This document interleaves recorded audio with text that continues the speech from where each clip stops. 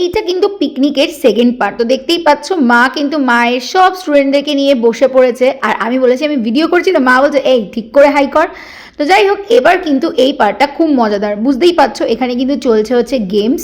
তো প্রথমেই ছিল হচ্ছে পাসিং দ্য পিলো। তো দেখতেই পাচ্ছ কত এক্সাইটিং লাগে, আর লাস্টে এই যে এই দুজন বেঁচেছে, তো এদের মধ্যে হয়েছে। তো আর কে কে হলো পরেই দেখতে পারবে। এবার চলে আসি রান্না বান্নায়। করেছিল হচ্ছে মাছের মাথা দিয়ে ডাল, চিকেন, চাটনি, স্যালাড, আলু ভাজা, ফুলকপি আর পনিরের তরকারি, আর ভাত তো অবভিয়াসলি ছিলই।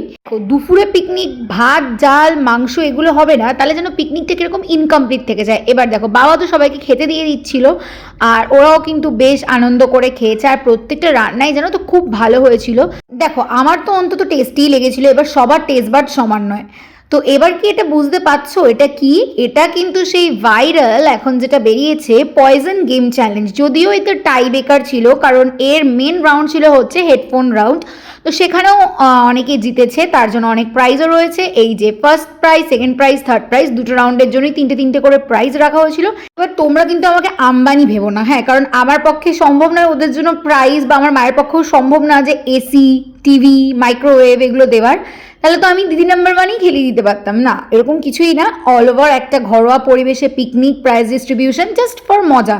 আর এই যে লাস্টে কিন্তু কমলা লেবু দেওয়া হয়েছিল, কারণ আমি সব পিকনিকে দেখেছি যে সবাইকে লাস্টে কফি, কমলা লেবু এগুলো দেয়। তো আমি মাকে বলেছিলাম লাস্টে কমলা লেবু দিতে, ও তারপরেও ছিল দাঁড়াও।